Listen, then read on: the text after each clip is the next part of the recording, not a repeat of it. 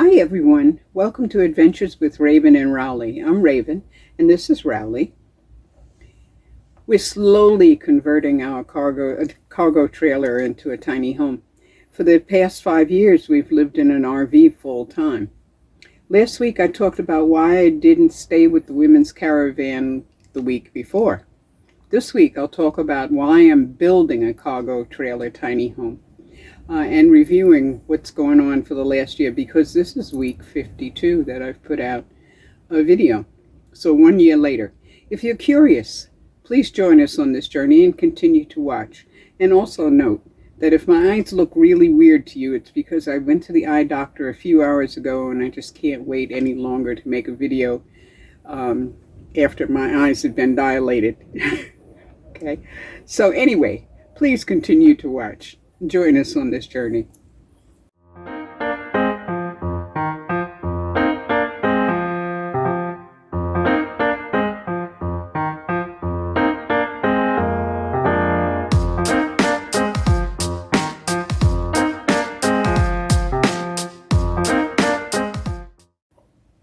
This is week 52 since I started this journey to freedom. I looked at the introduction I made a year ago. I haven't looked at it for the entire year. My goal at that time was to find out if I liked camping, because I had no clue. I knew I wanted to be to get out and do the nomad thing, but I had not a clue. And the biggest clue I didn't have was even if I liked to do this, if I liked to camp. I mean, after all, I could have gotten out there and found out this is the worst decision in my life, right? I also wanted to know if it was to find out if I could live as a nomad, to find out if I could actually reduce expenses even further, if I could live comfortably out on the road, if I could really travel and see things. You know, I remember National Geographic when I was a kid, you know. And then I really wanted to find out what it is I want to do. What it is I want to see. Up until 2 years ago, I had no idea what colors I like, what foods I like, nothing. I mean, I'd always been with somebody and it's always been compromise. I didn't know. So the question becomes, did I accomplish my goals? Yes, I think I did. My first experience camping was in a teepee tent that I had gotten at Walmart. It was cold. It was interesting. I didn't know a lot of stuff. Like, for instance, the woman told me that one of the nights that I was there that wind gusts were going upwards of 25 miles an hour. I didn't know. In a tent, I should have collapsed the tent and gone to sleep in the car. But I didn't know. For all I knew, I could have ended up rolling across the desert, you know, as the wind blew the tent with me in it. At any rate, the next time I went camping, I camped in the car. It was extremely uncomfortable. It was a small car. It was a Chevy Sonic. There was no real bed. I tried sleeping in the back seat. I had one of those mattresses, you know, that they put in back seats of cars, a blow-up thing, you know. But I'm 5'5", and I was way too long for the back seat of that car. I had no idea what to do with my legs. There was no way to stretch out. It was unbelievably uncomfortable. So that was my first and last time sleeping in the back seat of a car. Anyway, well, now, I mean, I've gone through a couple of different changes particularly with the bed, with the cargo trailer. And I'm now on the third iteration, the third redo. I haven't slept in it yet, though. I mean, except that one night that my back did its bad thing, and that had nothing to do with the bed. But I still haven't slept in it yet. And I don't believe that I'm going to take it out again because it needs windows. But those are coming soon. Because I feel, you know, I'm working on it. They're coming soon. I feel that after I get the windows in, I'll be able to go out on a trip long term. The longest so far has been 12 days in the cargo trailer. It was really nice.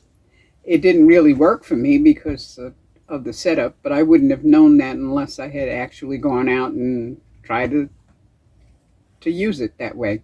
The bed was terrible. The bed was just terrible. I didn't really miss the windows that time or any other time that I had gone out in the cargo trailer because I could open the door and leave it open. And I guess I used the door like a window, you know. At night I closed the door, in the morning I opened it. It didn't matter how cold or whatever it was because it always warmed up during the day.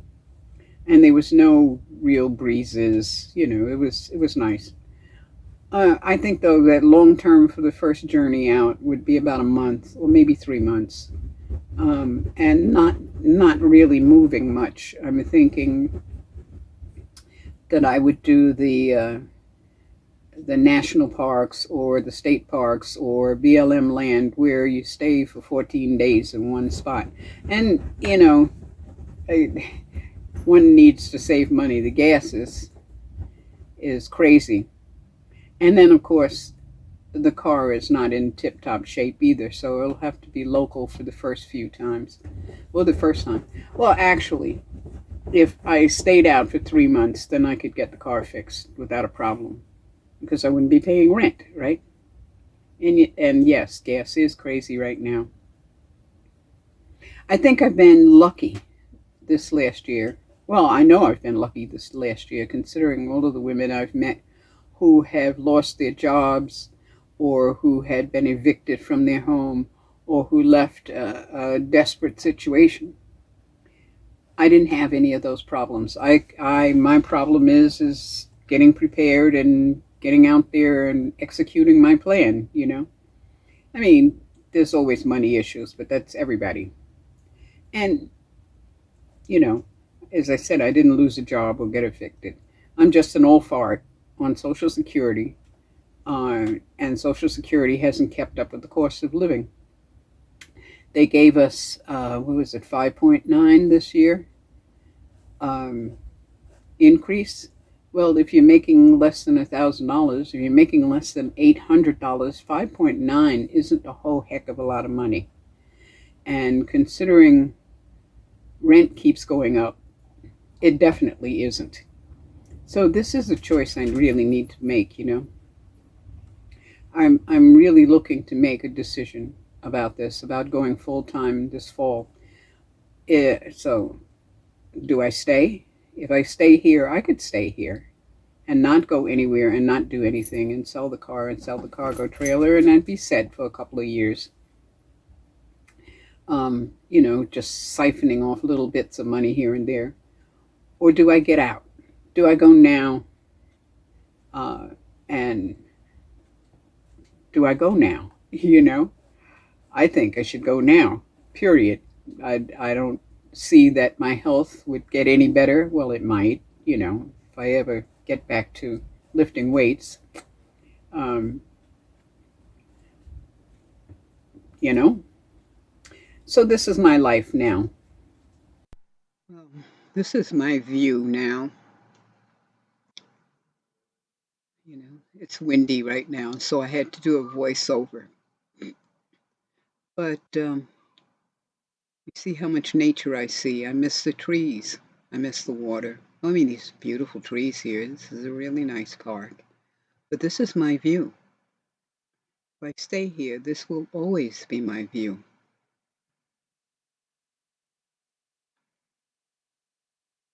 Nice rigs. Nice place to live.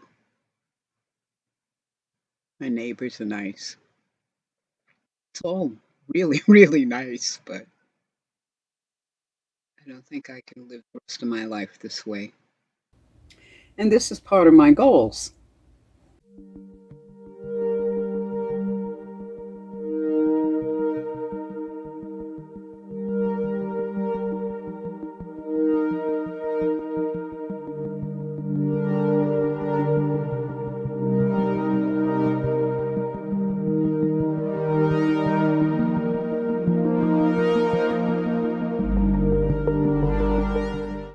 So I want to visit every state park in Nevada because I live in Nevada. You know, you should know where you live, right? And Nevada has got, what is it, 90 some odd million acres of land that's dedicated to the citizens of the country, you know. National parks, state parks, forest land, all kinds of things. It's $30 for a yearly pass for Nevadans 65 and over. So I can come up with $30. I can stay in an average of 2 weeks in each park. Granted, not all of the parks have overnight parking, but on average, let's say. There are 26 parks. If I stayed in each one or someplace like that and moved every 2 weeks, that's a whole year.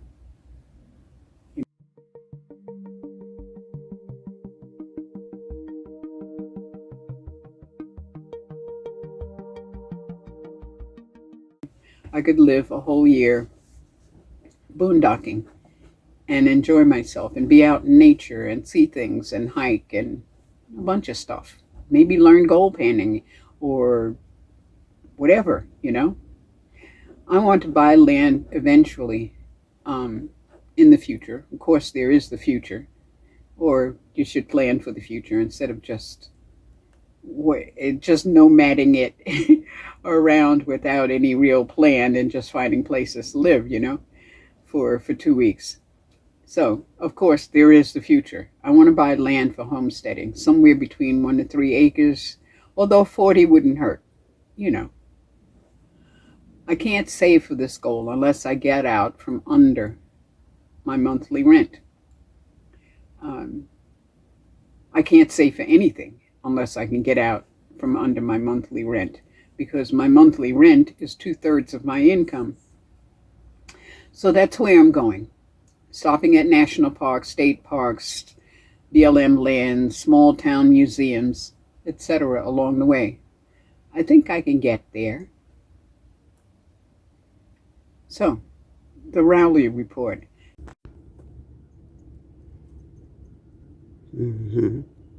There you go. Handsome dude that you are. You know, it's amazing how you manage to come right back to me every time I take out the camera. Just amazing. You have fun. Last week I said that Rowley was a horror to walk with. Things changed again this week. We're back to a pleasure walking again. A neighbor gave me a pet gentle subsonic trainer. You press the button and the light comes on and it makes a subsonic noise. She said that when she realized that I could use this, she said that when she used it with her dog, because all of the dogs in the neighborhood were barking, and her dog started picking up and barking too and carrying off, and they're setting each other off, and they're, you know how they do. She noticed that they all stopped barking, including Rowley. Well, since she lives directly across from me, she can see him standing in the door, you know, behind the screen, barking away. So she happened to have a second one, and she never used it, never opened it up, and so she gave it to me. The directions are really simple to use it when training. Someone had loaned me a subsonic thing when I first got Rowley, but I didn't know how to use it, to tell you the truth. I just pressed the button and he would stop barking, and then he realized that I didn't know what the heck I was doing, so he'd start barking again, and it was terrible. It didn't work. It didn't work because I wasn't using it right? I'd say this is a barking example because I want him to bark sometimes, okay?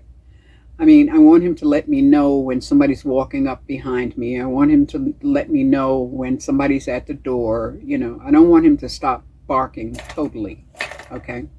So I let him bark a few times, 3 or 4 times. I say quiet in a quiet voice, and sometimes I touch his muzzle, you know, to close it if I'm next to him, you know. If he continues barking, I press and hold the button that makes the subsonic sound. Now, before I just pressed the button and let it go, and I didn't know I was supposed to say anything. I didn't know if there was a specific situation that how I should use, you know, anything like that. Well, anyway, when he stops barking, which is proven to be immediate, I praise him big time. I tell him what a great boy he is and how he's doing such a terrific job protecting me, and on and on and on and on and on, because he's doing really good, right? And I found that this works with him chasing golf carts, lunging, chasing bicycles, anything, everything. He stops immediately. I mean, I saw him running and barking this morning, actually. I had let him out so he could, urinate. And I was standing in the doorway watching him, and a car went by, and he started running and barking and carrying on. And I told him quiet, and he was still going because he's totally into it now, And I pressed and held the button, and he like skidded to a stop. It was amazing. Anyway, the link is below in the listing for Raven and Rowley favorites list. Okay, so if you want to try this yourself, I think it really works very well, and I don't have to use it all day long, all the time. It's just when he gets out of hand, and it breaks the concentration, breaks the whatever it is that he's trying to get, So thanks for watching, and thanks for your support. I'll see you next Friday at 5 p.m. Pacific time. You take care of you and yours, and blessed be. Okay? Okay.